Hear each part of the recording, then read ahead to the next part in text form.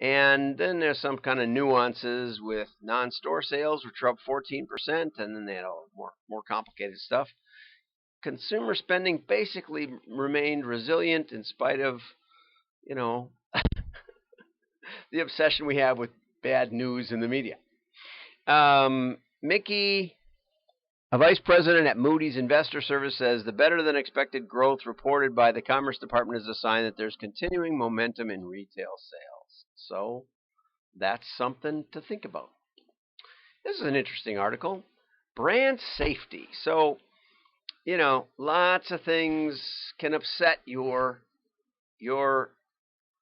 customers. So you want to be careful not to put your ad next to terrorist recruitment, as an example, one that we can all get behind. But the trouble is, a study was done, and they found that almost 2/3 of the blocking that occurred was incorrect. Be better off with a coin flip, right? And so brand safety is increasingly denying brands the opportunity to target to who they want to target to. And this was according to new research published by technology platform CHEQ. Check. Who's checking stuff on us, right? And the founder of Check said, boy, I didn't expect this. So it must have been big. Most commonly blacklisted terms were dead. I don't know if you can read this, but dead, injury, lesbian, death, gun, sex, shots, alcohol. And so Tom Cruise in Top Gun, gun is in there, and the Grateful Dead at the Woodstock revival, that gets kicked out. And what's funny is that my wife has done, and it turns out LGBTQ content is basically 73% is being blocked. And so, and I don't know how to pronounce his last name, Titanovich, said, we believe marketers should take a stand against keyword blacklists.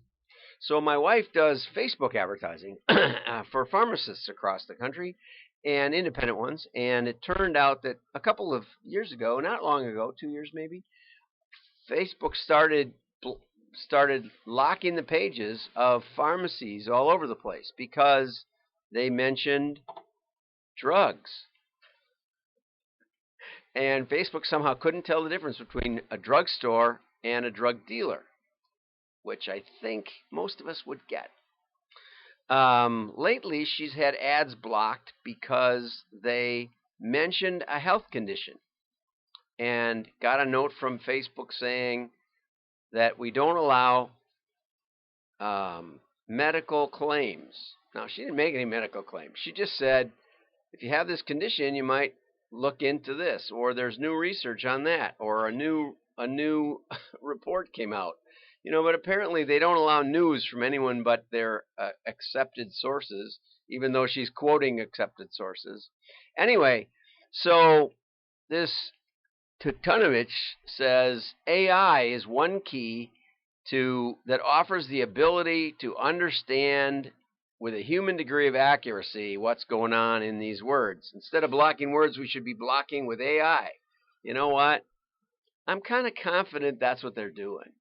Right? They're not just blocking words, but AI isn't as good as he thinks. So that might be hope, but I don't know that it is.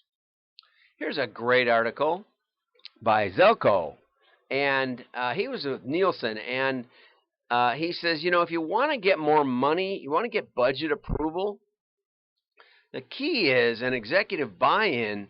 The key is demonstrating a direct link between marketing efforts and sales. I agree 100%. That's how you get support. And he said the way to do it is with incrementality. It's a hard word to say. Which I didn't exactly know how you prove that for sure. But he said that it used to be in the past that we'd compare sales before and sales after. But depending on the calendar, you can have a hot spot.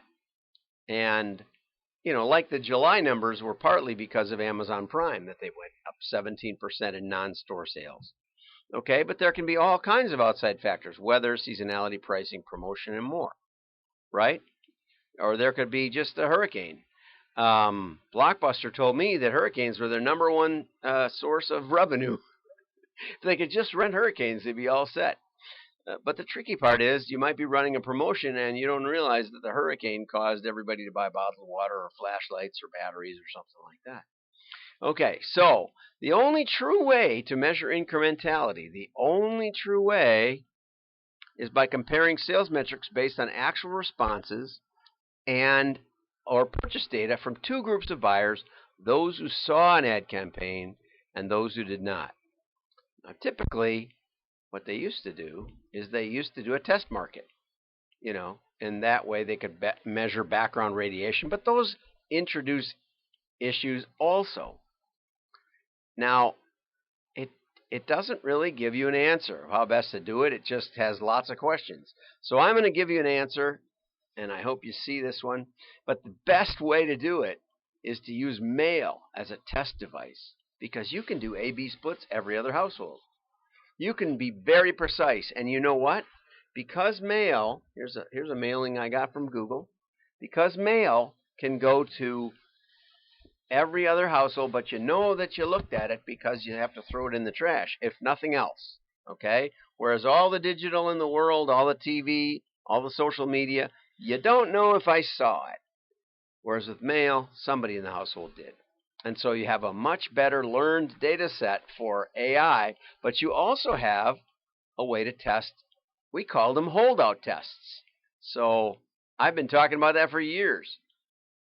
Holdout, stop the mail and see what happens. And year after year, test after test, I've never seen a test where we did a decent job of it that didn't show the impact of mail. But you can also use it to test offers and other things. So I would say, excellent article, add mail to the mix, and you might actually know what's going on. Okay, standing out is the key challenge. This is Mark Ritson. I really like Mark Ritson. Okay, so this is a Cadbury bar, and they marketed it. They removed all the wordage in support of the loneliness of the elderly. And they said, we're going to have a Donate Your Words campaign aimed at fighting elderly loneliness. Okay? And that's fine. But what Mark's point is that when companies play with well-established codes and remove or alter their appearance, the impact on salience and brand image is significantly improved. And one of his favorites, removing the Cadbury name from Cadbury Bar actually makes you notice Cadbury more. Okay? And Carlsberg, in support of Liverpool, who beat Tottenham in the finals last June, anyway, turned their beer red and their logo red, and that stimulation got attention. And in Brazil, they actually put the slang word, like Mickey D's. Imagine if the McDonald's around you said Mickey D's on it instead of McDonald's, right? Well, that's what they did in Brazil, right? And it got lots of attention, okay? And this is it right there, but you can hardly read it on this thing. Ritson loves KFC, playing with their most iconic thing, which is Colonel Sanders. I don't know if I showed it or not, but I was going to show the Rudy campaign. But I did queue up one over here, so let's play this one just for a minute.